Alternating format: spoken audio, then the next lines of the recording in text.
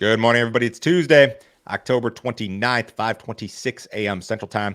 Grain markets are higher to begin the day. December corn futures up 2 at 412 and 3/4. November soybeans up 5.5 at 979.5. December Chicago wheat up 3.25 at 562. December Kansas City wheat up 4 at 565.5. December spring wheat is up 2 cents at 597.25. Let's start off with this biofuel slash soybean story. So, major grain traders have cut back on their soybean purchases. Uncertainty regarding the 45Z tax credit has caused Cargill and Bunge to halt some of their soybean purchases until early next year. Biodiesel producers typically acquire over 80% of their feedstocks for the upcoming first quarter by mid October.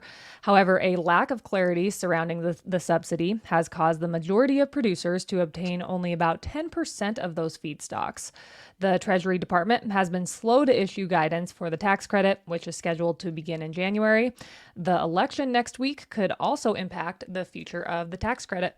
I'm kind of unclear about a couple of things in this article from Bloomberg. So in the first sentence, they say that Cargill and Bunge are slowing their soybean buying, but then they go on to say that they're actually putting off purchases of soybean oil. So I don't know which one is actually true. I would think that the soybean oil thing would be more true. It wasn't that long ago. It was like 2 years ago that a lot of very smart people thought we were going to run out of soybean oil. This crush expansion was expanding so rapidly that we were just going to run out of bean oil to produce renewable fuels, essentially. And that narrative has been very much it's gone the other way. I mean, bean oil futures are trading at multi-year lows, and this is for a couple of reasons. One is the lack of guidance from the government, which is mentioned here, and the second one that they did not mention is the used cooking oil thing, which has gone totally unchecked. We're importing used cooking oil and using it for biofuel, and it's being subsidized by the American taxpayer. Whether the used cooking oil is fraudulent or not, I don't know if that makes a big difference. I just think the idea that we're importing foreign cooking oil to make biofuels and then subsidizing it is not necessarily the right route. Crush margins are really good. So that's why the first part of this doesn't make a ton of sense to me. We're crushing a lot of soybeans, and I think USDA is correct in its prediction or projection that we'll crush a record amount of beans this year. But the demand for soybean oil domestically has very much fallen off of the pace that was expected. Now, we are exporting a lot of soybean oil, which is something that people did not think was going to happen. People thought there would be no room for soybean oil exports, and that the big problem, if anything, would be an excess of meal. We're going to crush all these beans to get the oil, but then what do you do with the meal? That's none of that has really shaped up the way that some people thought that it might have a couple of years ago. It could still happen eventually, but you need the right thing to happen from a policy standpoint. So, both corn and soybean harvests continue to progress at a rapid pace. The U.S. corn crop was 81% harvested nationally through Sunday, compared to 65% the previous week and 64% on average. Harvest progress is the fastest since 2012. States that have harvested 85% of the crop or more include Illinois, Kansas, Kentucky, Minnesota, Missouri, North Carolina, Tennessee, and Texas. U.S. soybeans were 89% harvested nationally through Sunday, compared to 81% the prior week and 78% on average. Harvest pace is the fastest since 2010. States that have harvested 95% of the crop or more include Iowa, Louisiana, Minnesota, Mississippi, North Dakota, South Dakota, and Wisconsin. Both crops, corn and soybeans, fastest harvest pace in at least 10 years, which is pretty amazing. It just speaks to how dry it's been. It's been horribly, horribly dry. There are some rains expected to return to the Corn Belt this week, also to some U.S. winter wheat areas, but that's a non-starter. If you're talking like harvest delays, no, harvest is going to be over very, very quickly. The rain is welcome. It's too dry out there. We need the rain for a lot of reasons. The river would be another reason. River levels are still very, very low and restrictive when it comes to shipping, but harvest is moving along very quickly. What about winter wheat? So, winter wheat conditions are the second worst on record. In its first national crop rating of the growing season, the USDA rated the crop 38% good to excellent, compared to 43% on average and 47% last year. Compared to last year, ratings were worse across all states, with the exception of California, Kansas, Michigan, and Oregon. The crop was 80% planted through Sunday, compared to 73% last week and 84% on average. Okay, so this, in regard to the good to excellent category, this is the second worst U.S. winter wheat rating initially for fall. That's not the only thing that matters, though. As a matter of fact, 39% of the crop is rated fair, and only 23% of the winter wheat crop was rated poor to very poor. And that 23% poor to very poor is the second least amount of wheat rated poor to very poor of the last 5 years. So good to excellent is not the only thing that matters. When you look at the drought monitor, yeah, some of your highest density U.S. winter wheat producing areas are experiencing drought. And I could have drawn a circle over some of those PNW areas too, your Washington, Oregon, Idaho, Montana type places. It's just dry in a lot of places. Bear in mind, there is very little correlation from fall ratings to final yields. You could have an awful rating in the fall and still end up with good winter wheat yields, is kind of long story short.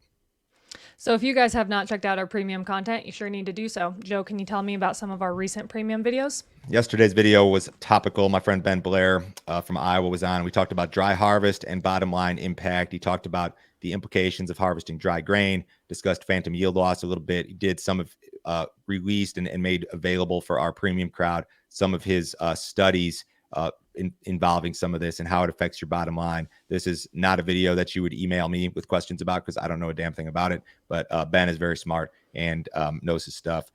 Friday last week, Jim was on. All roads lead to inflation. Why does the Fed actually want higher inflation? And what does that mean for you with regard to interest rates, investments, land values, all that stuff? Paul was on Thursday last week, and we talked about the Farm Act. He explained this possibility of big direct payments to corn, soybean, wheat growers, among other crops. In today's premium video, what I did was after this video was sent out, I sent out a survey to our premium crowd, and it was 2 questions. It was yes or no, are you in favor of these direct payments that are being proposed? And then second, why or why not? So we're going to do the survey results in today's video, and Paul's going to be back on with some other things that he's learned about this potential deal that you guys could see. If you want to see the premium stuff, go to standardgrain.com. You can sign up this morning. It's a $50 per month subscription. Cancel at any time. No other fee, no other obligation. Nobody to try to sell you anything else. It's super easy to sign up on your phone. I know you guys are busy. It'll take you 2 minutes, not even 2 minutes. It'll take you 1 minute to do it on your phone. Google Pay, Apple Pay, credit card. Everything is easily accessible on your phone. Everything's one click. There's no PDFs to open. There's no login credentials. It's one click to play the videos. Piece of cake. Check that deal out this morning, guys. Brazilian soybean planting progressed at a rapid pace last week. According to well-followed private group Ag Rural, as of last Thursday, Brazilian farmers had planted 36% of the total expected soybean area. During the same week last year, 40% of the crop had been planted. Despite planting progress lagging behind last year's pace, nearly 20 million acres were planted last week, an 18% weekly gain. Mato Grosso accounted for half of last week's planted acres due to consistent rainfall that boosted planting. Ag Rural also reported that 52% of Brazil's first corn crop had been planted as of last Thursday compared to 53% last year. So the planting delay story is over. They planted 20 million acres of beans in a week, and they're basically back to a normalish pace. Forecast looks non-threatening. You're going to see mostly normal rainfall across most key Brazilian soybean growing areas, barring the far south, and that's through the next 10 days. But then when you look at the extended version of this, precipitation expected percent of normal, it's basically going to be normalish everywhere. So there is no immediate Brazilian weather threat whatsoever, and they have caught up very quickly with regard to soybean planting. U.S. soybean shipments declined last week but remain strong. USDA reported that 88 million bushels of soybeans were inspected for export during the week ending October 24th. The print was down 6.1% from the previous week, but up 17% compared to the same week last year. More than 60% of last week's total soybean shipments were bound for China. Corn shipments were reported at 32 million bushels. The print was down 18% compared to the previous week, but up 52% versus the same week last year. And wheat shipments were reported at 9 million bushels. The print was down 7.4% from the previous week, but up 25% versus the same week last year. Pretty decent across the board, especially in soybeans, and especially when you consider the river issues and logistics issues.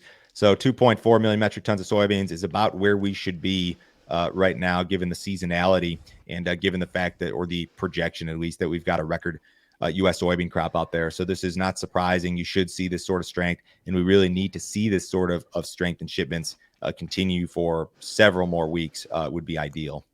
USDA reported a couple of flash sales yesterday. U.S. exporters sold 5 million bushels of corn to Japan and 5 million bushels of corn to unknown destinations for delivery during the current marketing year.